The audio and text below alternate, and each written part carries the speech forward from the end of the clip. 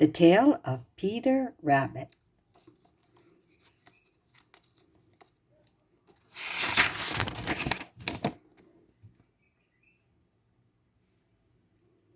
Once upon a time, there were 4 little rabbits, and their names were Flopsy, Mopsy, Cottontail, and Peter. They lived with their mother in a sandbank underneath the root of a very big fir tree.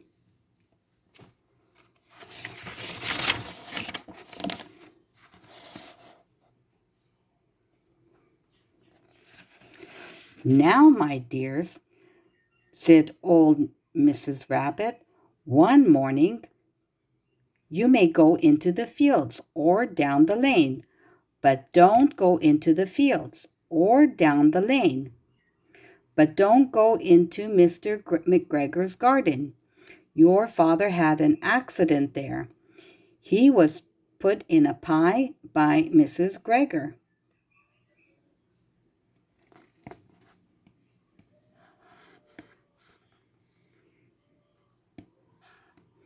Now run along and don't get into mischief. I am going out."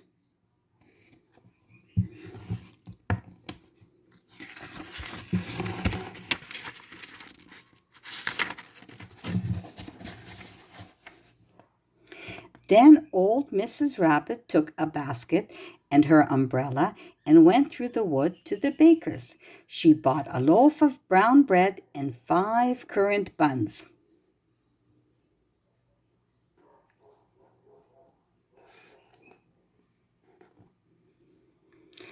Flopsy, Mopsy, and Cottontail, who were good little bunnies, went down the lane to gather blackberries.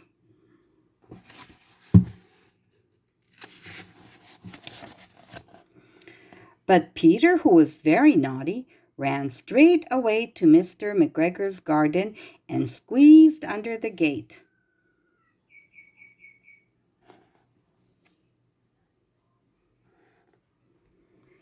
First he ate some lettuces and some French beans, and then he ate some radishes.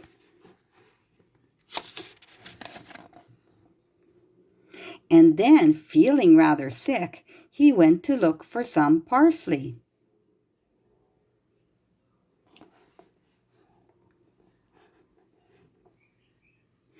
But round the end of a cucumber frame, whom should he meet but Mr. McGregor?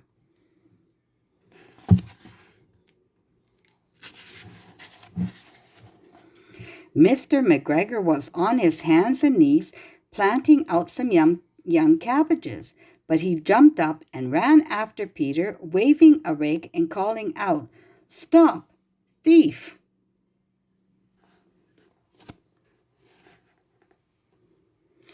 Peter was most dreadfully frightened.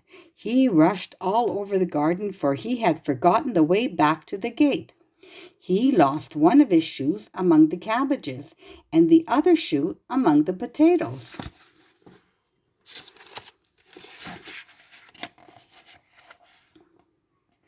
After losing them, he ran on 4 legs and went faster, so that I think he might have got away altogether if he had not unfortunately run into a gooseberry net and got caught by the large buttons on his jacket.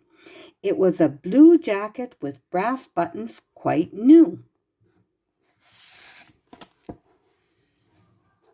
Peter gave himself up for lost and shed big tears, but his sobs were overheard by some friendly sparrows who flew to him in great excitement and implored him to exert himself.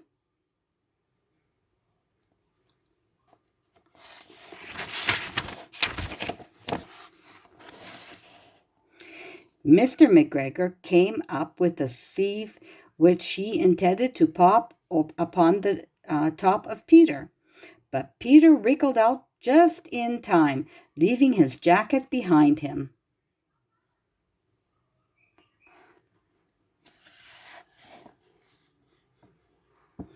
And rushed into the tool shed and jumped into a can.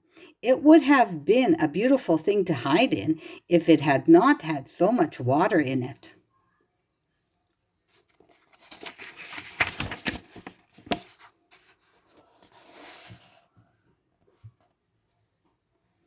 Mr. McGregor was quite sure that Peter was somewhere in the tool shed, perhaps hidden underneath a flower pot.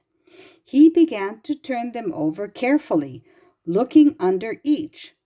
Presently Peter sneezed. Kerchoo! Mr. McGregor was after him in no time and tried to put his foot upon Peter, who jumped out of a window, upsetting 3 plants. The window was too small for Mr. McGregor, and he was tired of running after Peter. He went back to his work.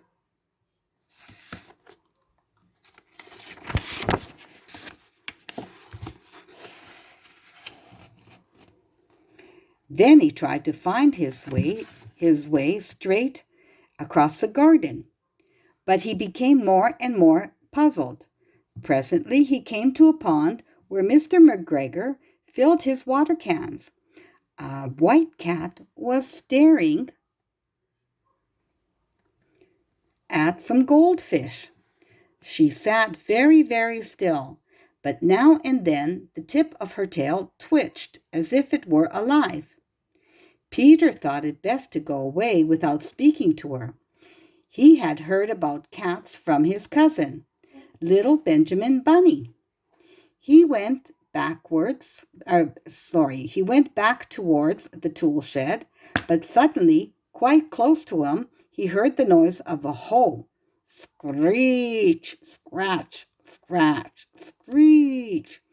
Peter scuttered underneath the bushes, but presently, as nothing happened, he came out and climbed upon a wheelbarrow and peeped over. The first thing he saw was Mr. McGregor hoeing onions. His back was turned towards Peter, and beyond him was the gate.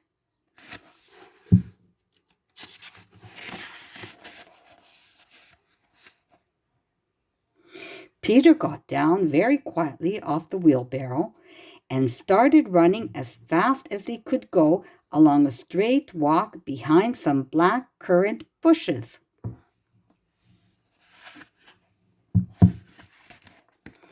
Mr. McGregor caught sight of him at the corner, but Peter did not care. He slipped underneath the gate and was safe at last in the wood, outside the garden.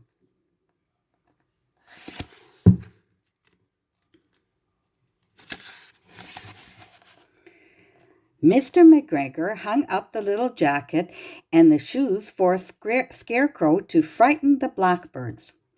Peter never stopped running or looked behind him till he got home to the big fir tree.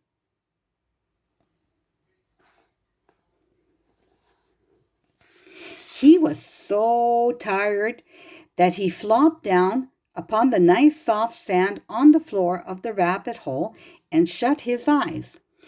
His mother was busy cooking. She wondered what he had done with his clothes. It was the second jacket and pair of shoes that Peter had lost in a fortnight. A fortnight is 2 weeks.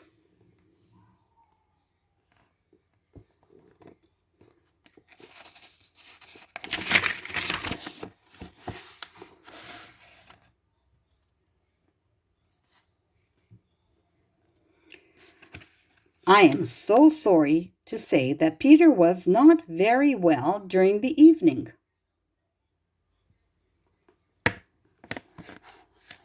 Here he is in bed. His mother put him to bed and made some chamomile tea, and she gave a dose of it to Peter. 1 tablespoon to be taken at bedtime.